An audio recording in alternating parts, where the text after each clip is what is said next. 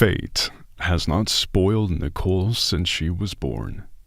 She was born to a very young mother who, in fact, did not need the child. Wendy didn't even know who her baby's father was. She would, of course, get rid of the unwanted consequences of a free, fun life. Not for the first time, but the doctor said it was too late. Lori, Wendy's mother, upon learning of the impending addition to the family, only shook her head. A child is a miracle, a happiness, a gift, was what a woman thought back in the days when she and her husband could not conceive a child. The years went by. All of acquaintances, friends, and relatives had children, but they still could not become parents. And then one day, they decided to take a girl from an orphanage. Someone dissuaded them, saying they did not know what genes the child had. They just don't find themselves in an orphanage. Someone was supportive. The woman didn't care at the time. She longed to finally feel like a mother. And when the 4-year-old girl ran up to her and hugged her, she was happy. And her husband, who watched the touching moment, shed more than a few tears. That's how Wendy ended up in their family. And everything seemed to be going just fine at first. The girl grew up, tried to be liked, obeyed. The foster mother, who had wanted a child for so many years, finally felt needed and happy. She cooked her daughter a delicious meal, bought her toys and beautiful outfits, took her to the movies, braided her beautiful blonde hair in pigtails. Foster parents spoiled the long-awaited baby. Many people noticed that, but Mom and Dad just didn't agree. Wendy already had a hard time in life. She was born into a dysfunctional family, lived in inhumane conditions until she was 3. She was treated very badly. And then the orphanage. Better, of course, than life with drunks, but not a fairy tale either. When Wendy was in 7th grade, tragedy struck. Her foster, loving father died. A ridiculous accident, just happened to be in the wrong place at the wrong time. The widow and the teenage girl took the loss hard.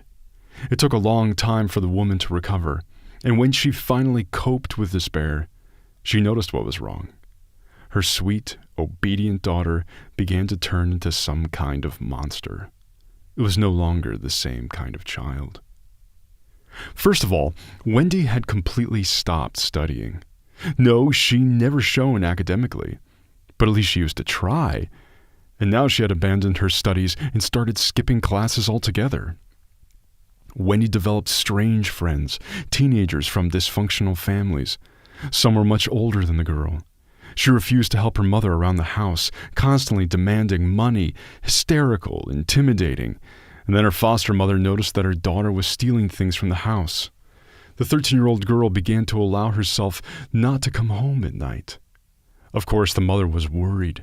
She spent a lot of money on specialists, neurologists, psychologists, defectologists. No obvious abnormalities were found in Wendy, but the woman could not cope with her. That's how they lived. Wendy came home whenever she wanted. She dropped out of school and didn't go to college. Why would she do that? She was quite content with her life. Walks, meetings with friends, short, stormy romances. The cheeky girl demanded money from her mother, and if she wouldn't give it to her, she'd take it herself. Wendy was adept at figuring out where her mother kept it. That was why, tormented by the girl's behavior, her foster mother was not at all happy about becoming a grandmother. By this time, she had already realized that Wendy's child would look like her mother. Wendy gave birth to a healthy baby girl on time. For a couple of months, Wendy behaved like a model mother. A miracle seemed to happen. The baby made the young woman settle down, take responsibility. But soon Wendy was tired of such a life. She safely left little Nicole in the care of her mother and went off in an unknown direction, as had happened more than once. The foster mother knew for sure her daughter would return, but only when and in what condition and why. The big question. Nothing to do. The grandmother began to bring up her granddaughter herself. Nicole grew up to be a sweet and kind girl. But the woman, remembering Wendy at that age, was not in a hurry to rejoice. She was wary of the little girl. Nicole did not remember her grandmother ever hugging her, telling her stories, or buying her anything beyond what she needed. But she demanded unquestioning obedience from the girl. Also, the child had many responsibilities. Their number increased from year to year. Cooking, laundry, cleaning. Wendy came back periodically. She did not raise Nicole, but somehow the girl loved her mother. It seemed to her that she would not treat her as harshly as her grandmother. Nicole begged to have her. Wendy promised she would, but there were always excuses. The house she and her new roommate were renting was too small, or Wendy had another baby, or something else. "She doesn't need you," Granny said angrily.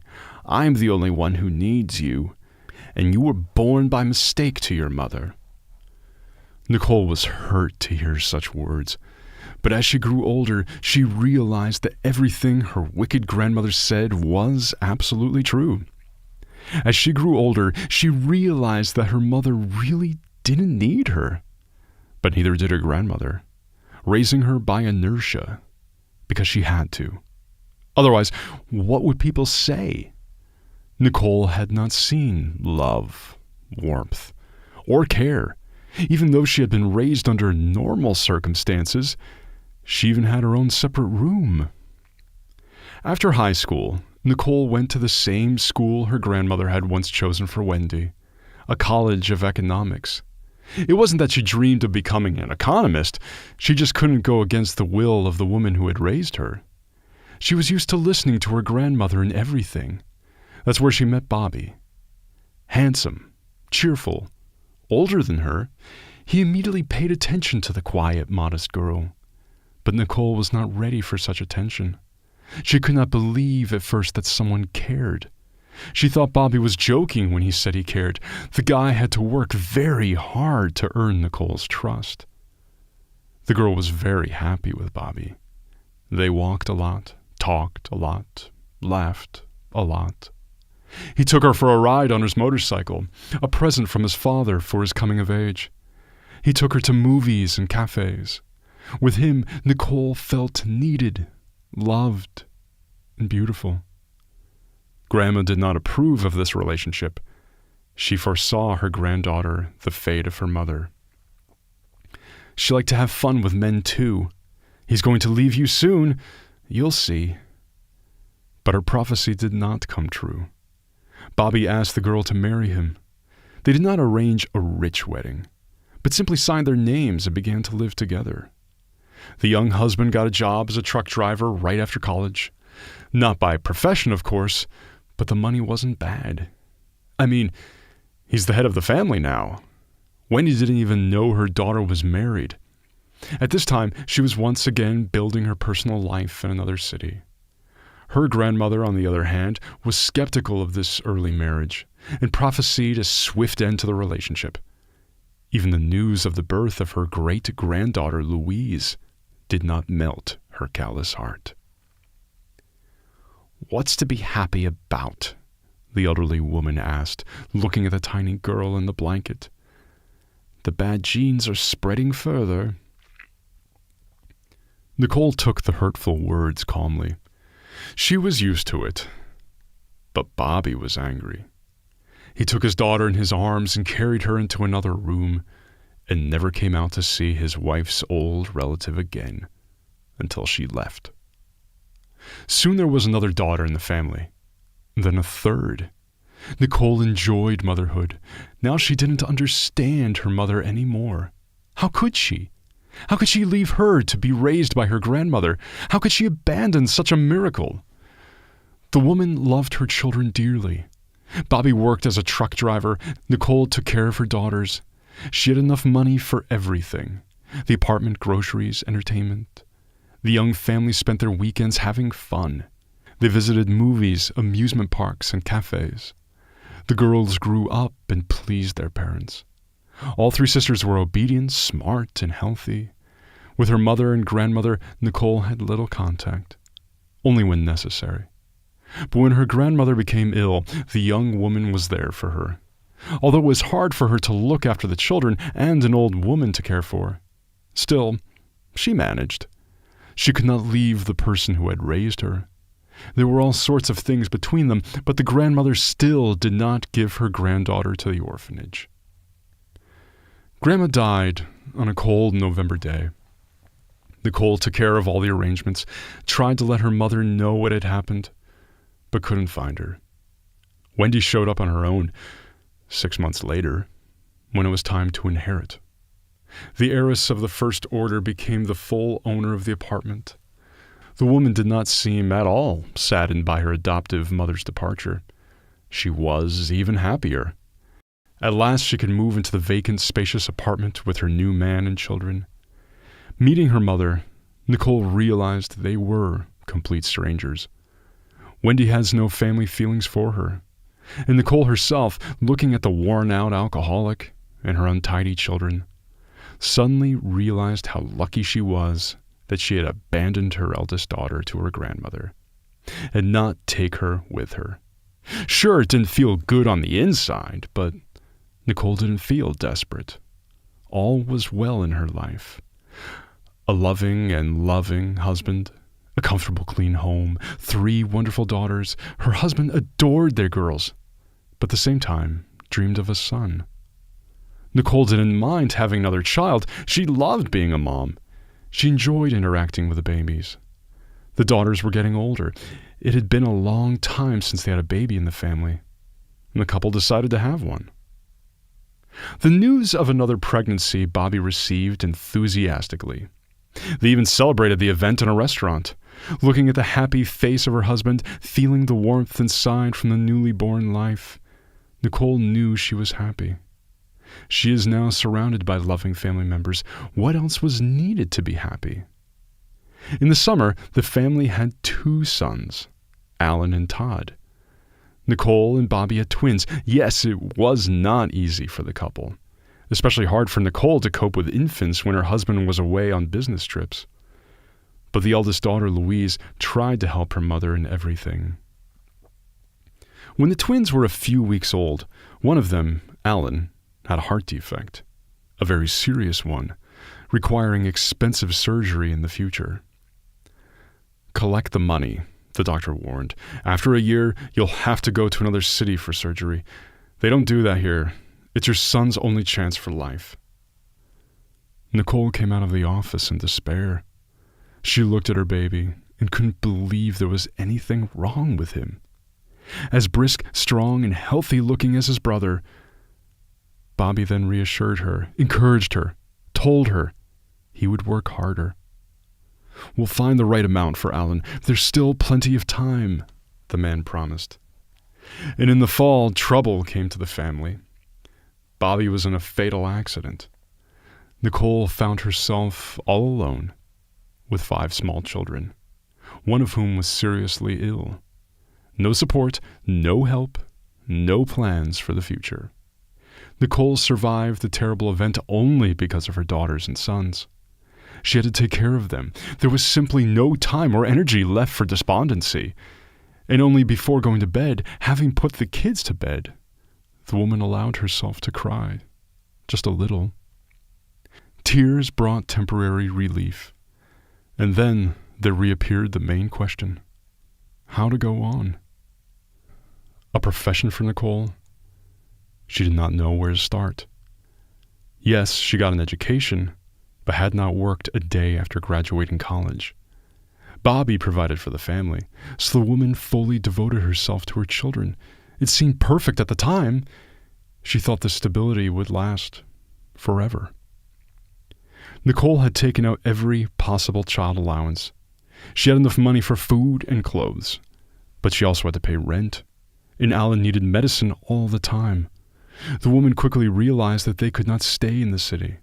The rent of the apartment was incredibly high for their budget, but the biggest problem now was the surgery for her son. Where to get the money? There's no way to get it out of the allowance. The amount needed is not insignificant. The doctors advised her to go to a foundation, and so Nicole did, but the collection was too slow. There was less and less hope that the necessary amount of money would be collected in time. And then help came from an unexpected direction. One day, a woman called Nicole, introduced herself as a notary, and made an appointment. The mother of many children did not want to go. She would have to leave the little ones with Louise again, and there was a lot to do at home. And there must be some formalities connected with her late husband. Nothing important, but she went anyway. She was struck by what she heard. It turned out that Nicole's grandmother's sister had died in a village with a distantly familiar name, and she had bequeathed her house to a young relative in distress. Her. Nicole remembered this elderly woman. She had seen her 3 times in her life. When that one had come to visit her grandmother, Cindy had always treated Nicole with affection. Attached to the will was a letter. In it, Cindy said she wanted to do something to help a poor young widow with 5 children and hoped that her home would be a safe haven for them. Live happily ever after in it, just as I did. These were the lines the letter ended with. Nicole could not believe what was happening. The woman felt enormous gratitude for Cindy, who was worried about her almost unknown distant relative. And was she even a relative? After all the relatives knew that Wendy had been taken from the orphanage by her grandmother, which meant that her daughter was essentially nobody to them. The rent was coming due. The landlord was used to charging 6 months in advance. Nicole, of course, didn't have that kind of money, and now she didn't have to. Within a week, she would pack up the children, and they would be off to their new home. Yes, she would have to live in the countryside, though she had no idea what it was like, but she was sure she could cope, especially since she had no other choice. The family arrived at the new place in a large truck. It was raining. The clay road had softened so much that the vehicle became bogged down in the semi-liquid mud several times. "What roads," the driver lamented. "What a backwater." The guy was right.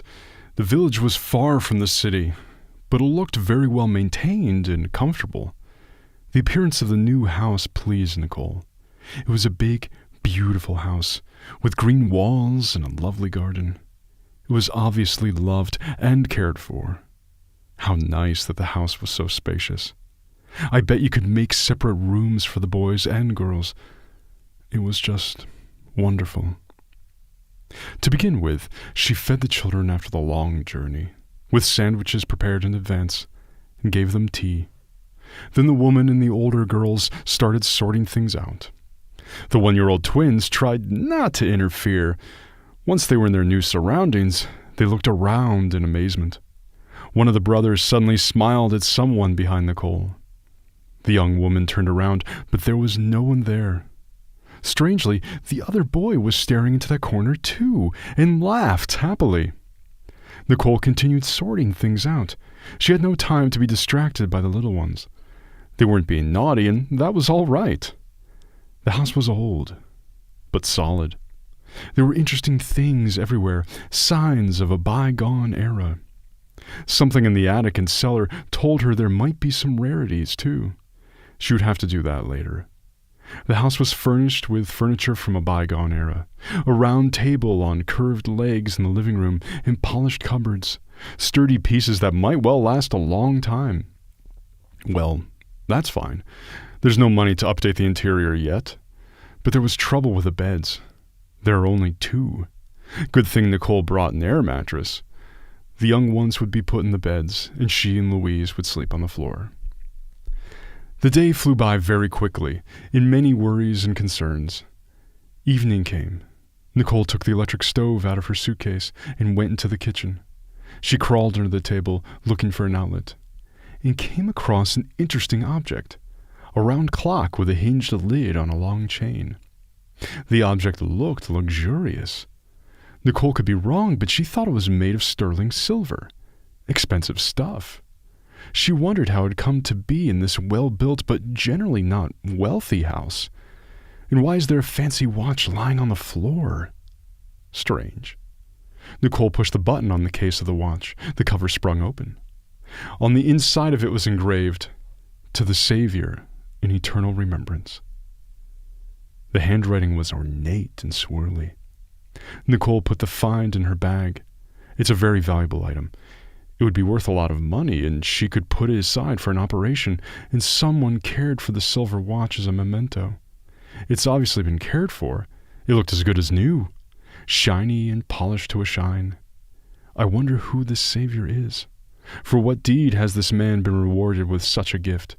And how did that watch end up here, in the village house, under a table? The children reminded her that they were hungry.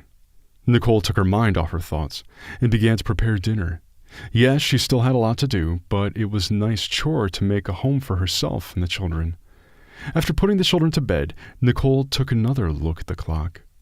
Something about it beckoned to her, drew her in. It was hard to explain, but looking at the shiny object, the woman felt calm and warm. Nicole felt tired, very tired. The worries and excitement of the move had taken all her energy, and there was so much to do tomorrow. She put the watch in her bag and lay down on the mattress next to her eldest daughter, who had been asleep for a long time. Sleep overtook the woman before she put her head down on the pillow. Boom, boom, boom, boom! Nicole jumped up at the loud banging that shook her house. Someone was breaking in, but the children continued to sleep peacefully, even the twins. The banging didn't stop. Nicole became scared, really scared. She was alone with small children in a strange place. Who was knocking on their door and in the middle of the night? This was not going to end well, but there's no way she's going to be able to hide. From the sound of the knocking, a stranger could break down the door. Maybe she shouldn't make him angry. Nicole walked to the door and opened it. In the hallway, she saw a little old man with a long gray beard. How had he gotten into the house? The front door behind him was open. Outside the gate, an old car could be seen. Nicole hadn't seen one of those in town for a long time. But this was a township. Probably not such a rarity on the roads here, either. Nicole shifted her gaze to the night visitor. His face was amiable. His smile quite friendly. His eyes looked kind. There was no danger in those eyes. Nicole calmed down a little. Yet how had he managed to open the door? And did the old man knock so hard that the whole house shook? It didn't sound like he was that strong. "Hello, hostess," said the visitor. "Happiness and health to your home." Thank you," the woman replied. And who are you?" "I'm Ernest," the old man introduced himself. "I was driving through your village, and I got stuck in the mud with my car, and my acquaintances used to live here, so I came to warm up, probably out of habit." Nicole wondered why an old man would go anywhere at this hour. But the rest seemed plausible. Indeed, it had recently rained, and the road was washed out. It was easy to get stuck in mud like that. And the old man might well have known the former occupants of the house. "Oh, come in," she invited him into the house. "Really, you'll get warm. It's a cold night, and the road is hard." "Thank you," replied the guest. He took off his boots and walked barefoot into the kitchen. He obviously knew what and where this place was. Apparently he had been in this house many times before. Won't you have a seat?" Nicole obligingly pushed a chair in front of the old man. He obediently sat down. Nicole put the kettle on. It was cold outside, and the guest clearly needed a warming beverage. "It is a nice house," Ernest declared, resting his hand under his chin thoughtfully. He looked around with warmth in his eyes. "Yes, we like it very much, too. We just got here today. We're just getting used to it. Cindy left me a legacy of it. Did you know her?" "Of course I did," the old man smiled. "A kind and good woman. Since she left you her home, you must be a good person, too. You will be happy here." "I wish I could," Nicole sighed. "A lot of different things have happened in my life lately. But here we are, and it's so easy and happy in my soul." "Well, that's good," replied the guest. "So the house likes you." "That's an odd thing to say," the woman smiled. The kettle boiled, and she poured the fragrant drink into cups. "What do you mean the house likes it? It's not like he's alive." "What can I say?" The old man smiled enigmatically. This house has history, and the village itself has a history, and the tenants of the past, too. Did you know them well? Ah, very well. Nicole wondered to herself, sitting in the kitchen, well past midnight, with a stranger. Listening to his speeches, she felt herself calming down more and more. Alarming thoughts about the future, which had not given her peace since the day of her husband's death, somehow, imperceptibly, receded. Her soul became light and warm. The old man's voice sounded pleasant, soothing melody. And he talks and talks and talks, tells the story of the village. It turns out that a rich landowner used to live here, and he had his only beloved daughter. One day, she and her friends went to the river to bathe, and the current began to pull her in. By chance, a fisherman sitting on a nearby bank noticed it.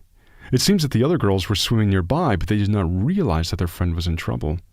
The guy ran to the rescue and pulled the child out. He almost drowned himself, but managed to get out. The girl, of course, told her father everything. The landowner came to the boy, thanked him, and gave him a watch made of pure silver. And on the cover he engraved a reward inscription. This savior was Cindy's father-in-law, father of her beloved husband.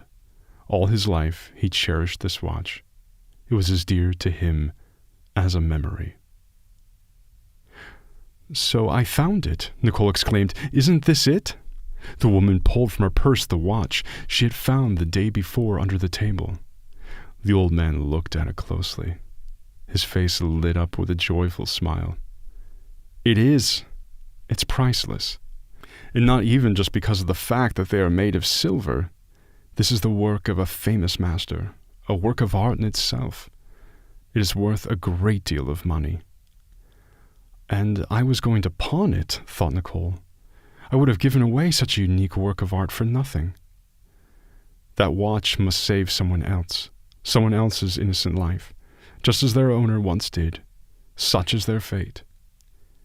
How do you know? Their master said so. I don't know how he knows. And why is such a valuable thing lying on the floor? I don't know. Probably so that whoever needs them will find them, and the stranger doesn't see it.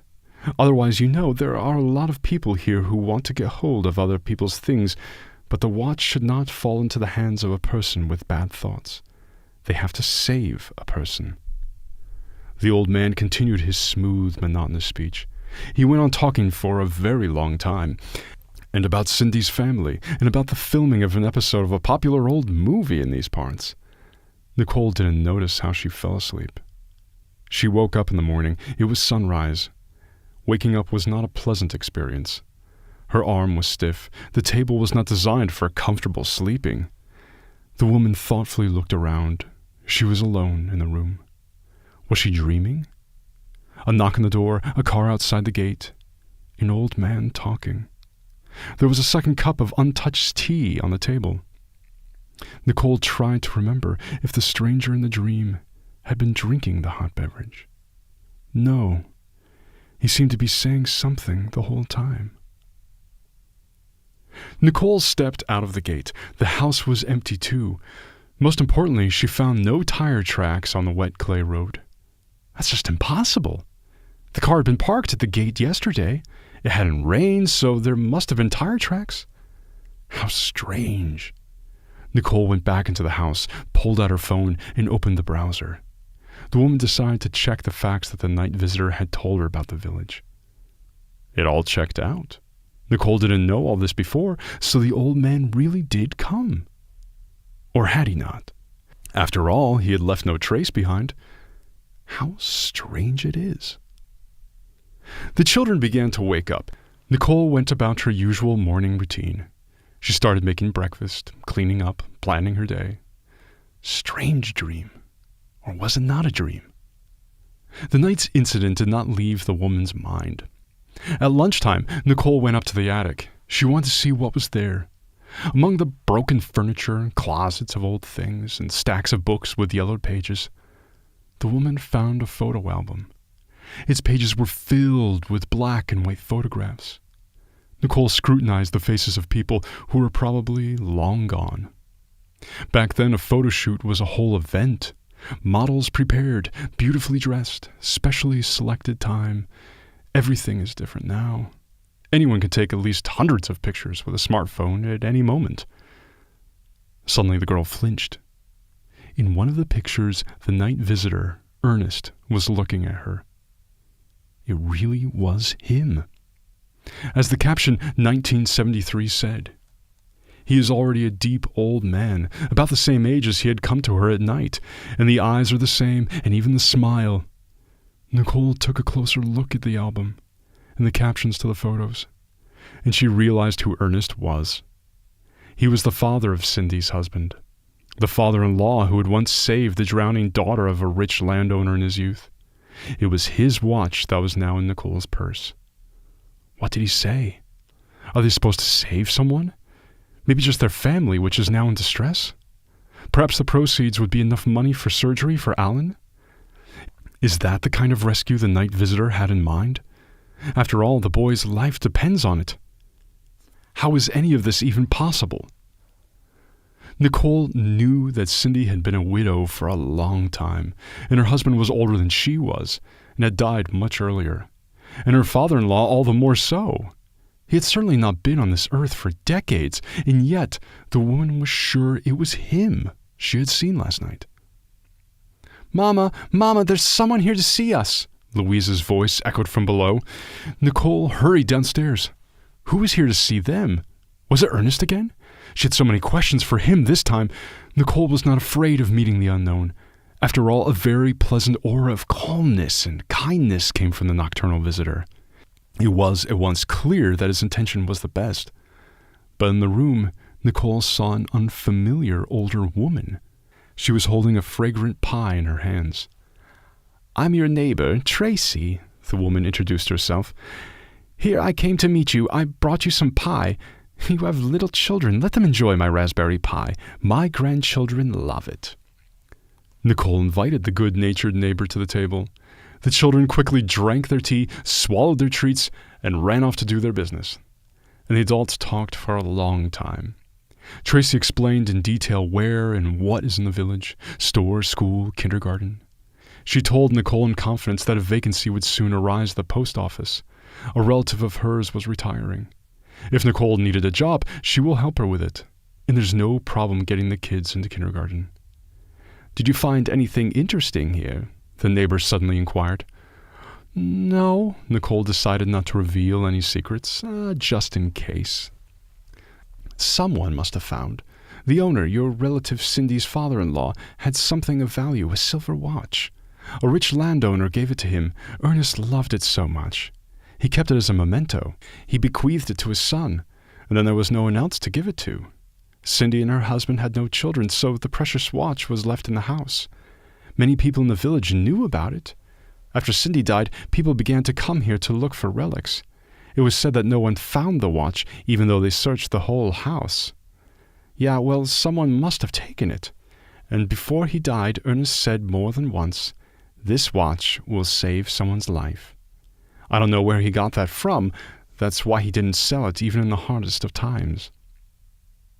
The neighbor left, and Nicole suddenly understood everything.